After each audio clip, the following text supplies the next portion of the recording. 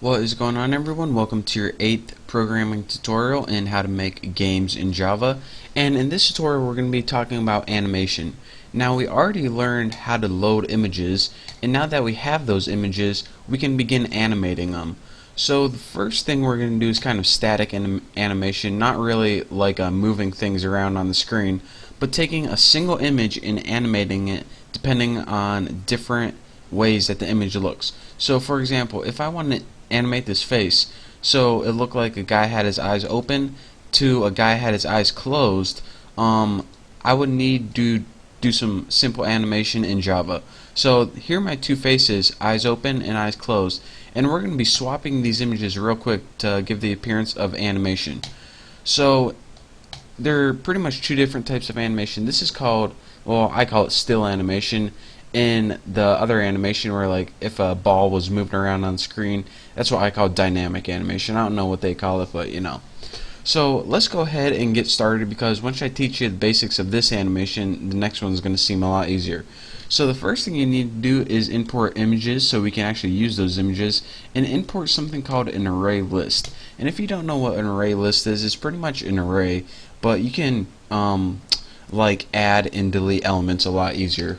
So let's go ahead and put, well, let's utilize that first, private array list, and I'm going to name mine scenes, just like that. So now we have pretty much an array list called scenes, and what a scene is going to be is it's pretty much a picture.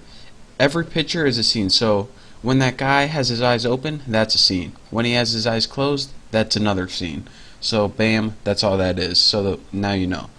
And what we need to do after this is make private int, and I'll name it scene index. Now each element in your array list has an index. That's just like an array pretty much.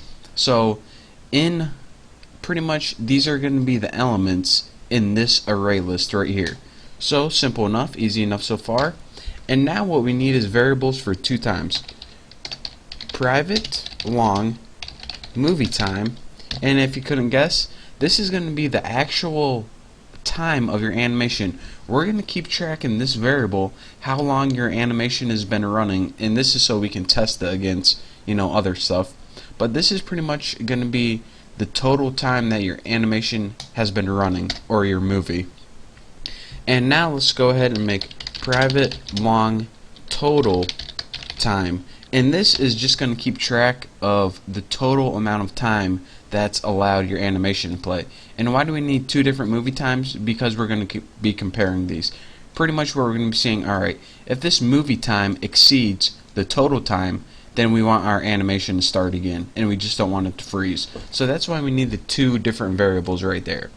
So now that we got a bunch of variables, let's go ahead and, well, let's go ahead and make our constructor first. So I'm going to name it private and whatever I name my class, animation, and let's go ahead and build a constructor.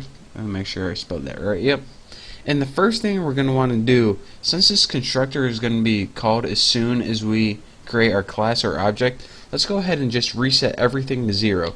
So put scenes, remember this array list right here, we'll set this equal to a new array list. And this, just to make sure if we had one before, we're starting everything afresh. So we're creating a brand new one. And take that total time and set this equal to 0 to begin with, because right now we didn't do anything to it. We're going to be doing it later on. And now, after all that, after you set everything to 0 or create it new, we're going to call a method called start later on. So this sets everything to 0, and this method later on is going to start our animation. And I know we didn't create it yet, but bear with me.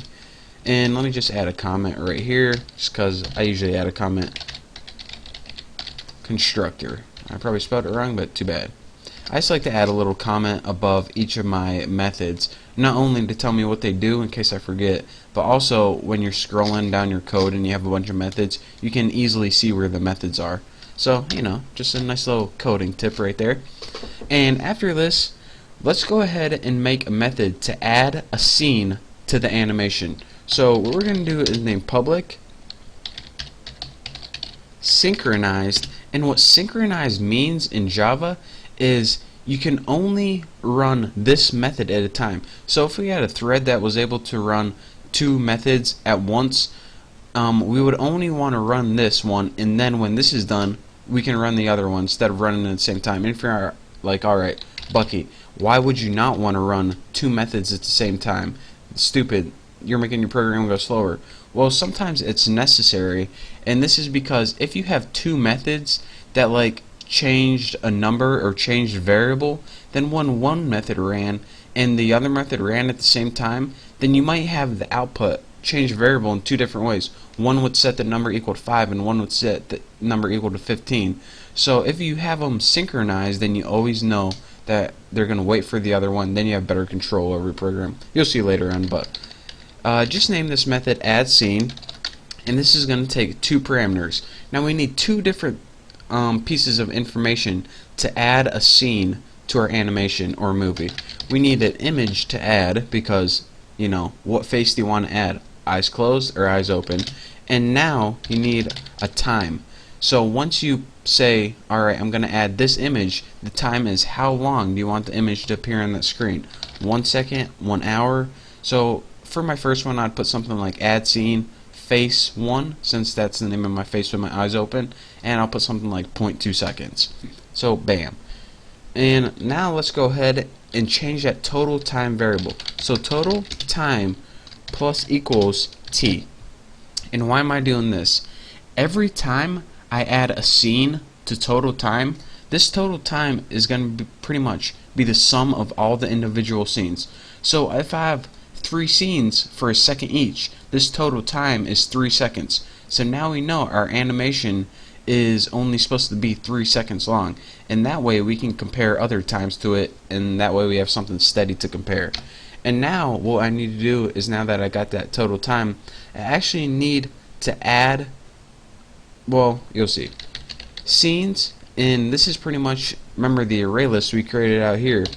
We need to add an object to the scenes array list. Now let's go ahead and add that first argument. So what do we want to add to this special array list called scenes? Well, we're going to be creating, each scene is going to be its own object. We're going to be creating a whole different class and specifically to store these scenes. And I'm just going to name it one scene because each object is going to be only one scene. So again, one more time, each picture in essence is going to be an object, aka a scene. So this, we're going to build a constructor in this that takes two parameters: the image itself, what picture do you want to put, and the total time. So now with that, remember, we're going to build a class called OneScene later on, and this constructor is going to take the image and the total time, and we're going to be doing some stuff to it.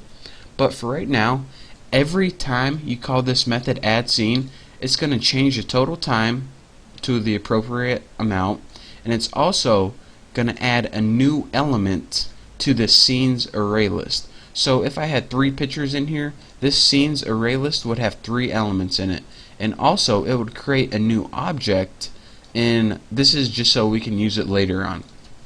But for now, let's just go ahead and add my comment. Add scene to array list and set time for each scene. So now that we got that set, and I'll change that to I, we're ready to move on to my next tutorial. But for now, that's all you get for this tutorial. But I just want to thank you guys for watching. Don't forget to subscribe. I'm having an awesome time doing this. Can't wait to teach you some more. So again, thank you. Don't forget to subscribe, and I'll see you next tutorial.